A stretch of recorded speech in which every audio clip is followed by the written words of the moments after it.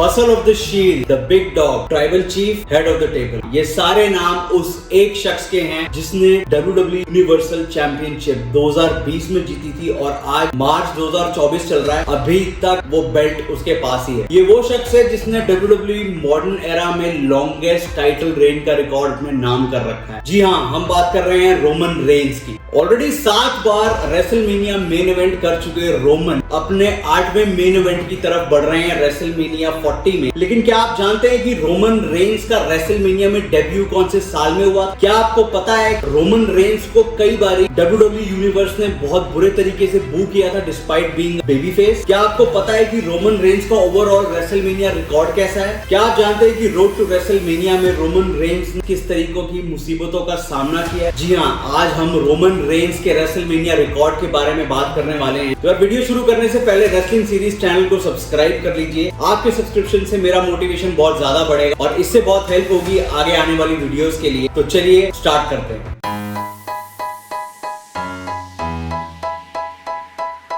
तो दोस्तों, बात है साल 2012 की। सर्वाइवर सीरीज का मेन इवेंट चल रहा था। तभी हम देखते हैं कि 3 लोग काले कपड़े पहन के रायबैक को बुरे तरीके से अटैक करना स्टार्ट कर देते हैं और वो 3 लोगों का नाम होता है सेथ रॉलिन्स, डीन एम्ब्रोज और रोमन रेंस। द शील्ड नाम WWE यूनिवर्स को पहली बार सुनने में आता है। 2013 वो साल था जब शील्ड ने अपना WWE रेसलमेनिया का डेब्यू किया था। दैट मींस रोमन की भी वो ही फर्स्ट रेसलमेनिया थी एज अ कंपेटिटर। वहां पर शील्ड का मुकाबला होता है शेमस, रैंडी ऑर्टन और बिग शो के साथ, जहां पर शील्ड उन तीनों को बहुत इजीली हरा देती। साल 2013 के अंदर WWE में शील्ड ने बहुत तबाही मचाई, बड़े बड़े नामों को अटैक करा और ये मेक श्योर करा कि आने वाले टाइम में WWE यूनिवर्स के कानों में सिर्फ एक ही नाम गूंजेगा एज अ फैक्शन, वो होगा शील्ड का। 2014 में रेसलमेनिया 30 में हमने शील्ड की दूसरी अपीयरेंस देखी। वहां पर उनका मैच न्यू एज आउटलॉस और केन के साथ था, जहां पर उन्होंने बहुत इजीली तीनों को हरा दिया। शील्ड की ये दूसरी जीत थी और रोमन की भी अपने WrestleMania career. Seth Rollins, Roman Reigns, Dean Ambrose, इन तीनों में से WWE ऑफिशियल्स को रोमन रेंस सबसे ज्यादा प्रॉमिसिंग लगते थे। WWE ऑफिशियल्स को ये लगता था कि फेस ऑफ द कंपनी बनने के लिए जो एक करिश्मा, एक बिल्ट और लुक्स जो एक सुपरस्टार की होनी चाहिए, वैसी सेम टू सेम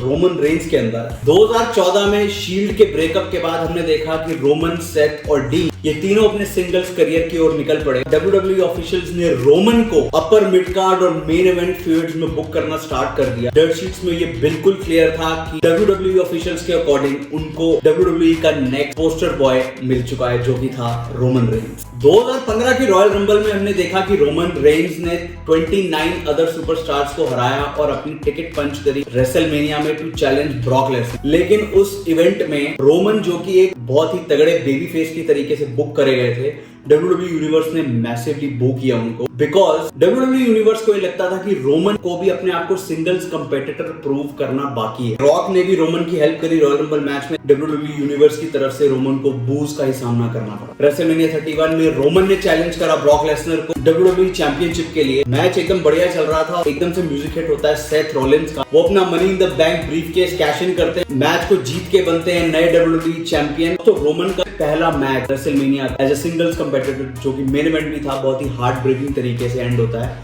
एक हार के साथ। 2016 वो साल था जब हमने रॉयल रंबल की हिस्ट्री में पहली बार देखा WWE चैंपियनशिप डिफेंड हुई थी। रोमन उस टाइम पे WWE चैंपियन थे, उनको एलिमिनेट करा रॉयल रंबल मैच के विनर ट्रिपल एच ने, जो कि बन गए नए WWE चैंपियन। और रोमन रेंस ने फास्ट लेन 2016 में ब्रॉक लेसनर और डीन एम्ब्रोज दोनों को हरा के अपनी टिकट पंच करी रेसलमेनिया में और उन्होंने चैलेंज किया ट्रिपल एच को फॉर द WWE चैंपियनशिप और बहुत ही इजीली उन्होंने ट्रिपल एच को हरा के बेल्ट अपने नाम कर लिया। अपनी लाइफ का पहला रेसलमेनिया मेन इवेंट जीता। एक्सपर्ट्स की माने तो ये match one of the worst main events WrestleMania की हिस्ट्री में है, because of lack of chemistry between triple H and Roman Reigns. और इस मैच से ज्यादा किसी का फायदा हुआ नहीं, ना कि रोमन का, बिकॉज WWE यूनिवर्स से उन्हें अभी भी बूज ही मिल रहे थे और ट्रिपल एच का क्या ही फायदा होना था, वो तो ऑलरेडी WWE हिस्ट्री में लेजेंड रह ही चुके थे। दोस्तों, फिर आता है साल 2017। हमने देखा रॉयल रंबल में रोमन रेंस की एंट्री होती है नंबर 30 पे। रोमन रेंस एलिमिनेट कर देते हैं अंडरटेकर को। WWE यूनिवर्स उससे से इरप्ट हो जाती है, बिकॉज वहां पे WWE ने एक बहुत ही मैसिव टीज दी और वो ये थी कि अंडरटेकर और रोमन रेंस का 1-on-1 मैच रेसलमेनिया में हो सकता है उस साल। ये बात WWE यूनिवर्स को बिल्कुल भी पसंद नहीं आई, बिकॉज उनको सिर्फ एक ही डर था कि रोमन कहीं अंडरटेकर को रेसलमेनिया में ना हरा दे। अंडरटेकर को रेसलमेनिया में हराना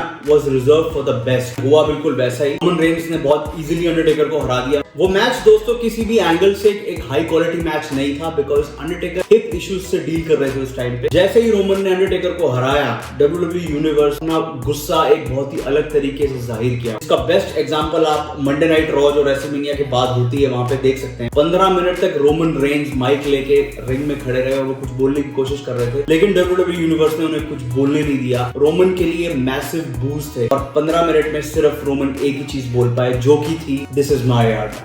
2018 में हमने देखा रोमन रेंज को एक अपॉर्चुनिटी मिलती है एलिमिनेशन चेंबर में to become the number 1 contender to challenge Brock Lesnar for his universal championship for the second time in WrestleMania. और रोमन जो कि उस टाइम पे इनविंसिबल्स की तरह बुक हुए थे। इनविंसिबल्स दोस्तों वो होता है जिसे कोई हरा नहीं सकता। Kind of similar booking Roman की भी उस टाइम पे ऐसी होती थी। तो रोमन ने एलिमिनेशन चेंबर मैच जीता और चैलेंज किया ब्रॉक लेसनर को, लेकिन वहां पर रोमन रेंज को मैसिव तरीके से बू करा गया और ब्रॉक लेसनर जो कि एक हील थे, WWE यूनिवर्स ने मैसिवली चीयर किया। जो लोग सोच रहे थे उसका बिल्कुल उल्टा हुआ। लोगों ने सोचा कि रोमन रेंज जीतेंगे, लेकिन ब्रॉक लेसनर ने रोमन रेंज को हराया और रिटेन करी अपनी यूनिवर्सल चैंपियनशिप। फरवरी 2019 में हमने देखा कि रोमन रेंज की वापसी होती है WWE में। ल्यूकीमिया नाम का एक कैंसर डिफीट करा। रोड टू रेसलमेनिया में इतना टाइम नहीं था कि किसी मेजर स्टोरी लाइन में उन्हें बुक करा जाए, तो उनका मैच ड्रू मैकिंटायर के साथ करवाया गया और रिजल्ट हम सबको पता था कि रोमन ने ही जीतना है और वही हुआ at the end. Roman Reigns ने ड्रू मैकिंटायर को रेसलमेनिया में हरा दिया। 2020 वो साल था जब पूरी दुनिया कोविड-19 से जूझ रही थी और WWE इवेंट्स पे इसका बहुत मैसिव इफेक्ट हमें देखने को मिला। रोमन रेंज से चैलेंज करना था बिल गोल्डबर्ग को रेसलमेनिया 36 में, लेकिन due to covid Roman had to pull out. Already leukaemia से डील कर रहे थे 1 साल पहले, तो इस केस में रोमन रेंज को रेसलमेनिया 36 मिस करनी पड़ी और उनकी जगह ली ब्रॉन स्ट्रोमैन। दोस्तों समर स्लैम 2020 में हमने देखा रोमन रेंज ने अपनी ग्रैंड रिटर्न करी WWE में। उन्होंने अटैक करा द फील्ड और ब्रॉन स्ट्रोमैन को। उसके ही अगले महीने पे बैक में रोमन रेंज ने WWE यूनिवर्सल चैंपियनशिप अपने नाम करी। रोमन हील बन चुके थे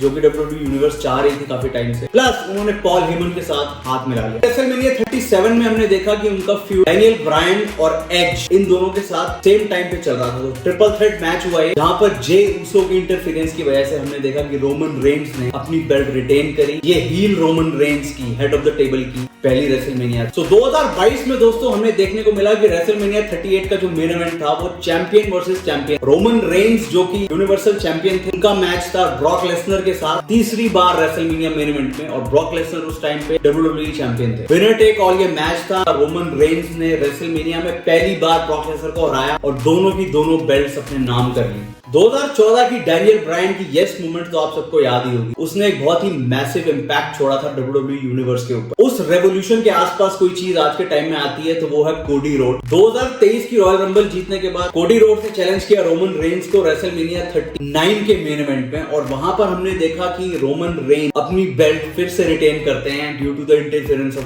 ब्लड लाइन। रोमन की ये तीसरी रेसलमेनिया थी दोस्तों जहां पर उन्होंने अपनी बेल्ट रिटेन करी। ये अपने आप में एक नया ही रिकॉर्ड था रेसलमेनिया हिस्ट्री। अब रेसलमेनिया 40 में कोडी रोड्स फिर से तैयार है रोमन को चैलेंज करने के लिए। ऑलमोस्ट 4 साल से रोमन रेंज चैंपियन है। लोग नौकरियों में प्रमोशंस ले लेते हैं 4 साल में, स्टूडेंट्स ग्रेजुएट हो जाते हैं 4 साल में। बहुत ही लंबा वक्त होता है ये 4 साल का, और मुझे लगता है कि कोडी के लिए इतना इजी नहीं होगा रोमन को हराना, बिकॉज ब्लड लाइन उनके पास है। Plus on top of that rock जो है वो भी इस साल ब्लड लाइन का हिस्सा है। ब्लड लाइन और ज्यादा स्ट्रॉन्ग हो चुकी है। तो दोस्तों ये बात तो माननी पड़ेगी कि रेसलमेनिया 40 के मेन इवेंट्स के अराउंड जो WWE ने स्टोरी लाइन इस बार बुक करी है रोड टू रेसलमेनिया पे, indeed that is pure cinema, there is no doubt about that. तो दोस्तों ये थी रोमन रेंज की रेसलमेनिया हिस्ट्री की कहानी। मैं करता हूँ इस वीडियो को यहीं पे एंड। उम्मीद करता हूँ आपको ये वीडियो अच्छी लगी होगी। एक लाइक जरूर कर देना वीडियो को और अपने दोस्तों के साथ जरूर शेयर करना है इसको। मैं आपसे मिलता हूँ एक नए वीडियो में एक नए टॉपिक के साथ, एक नए WWE के किस्से के साथ। Till then take care, bye bye और जय हिंद।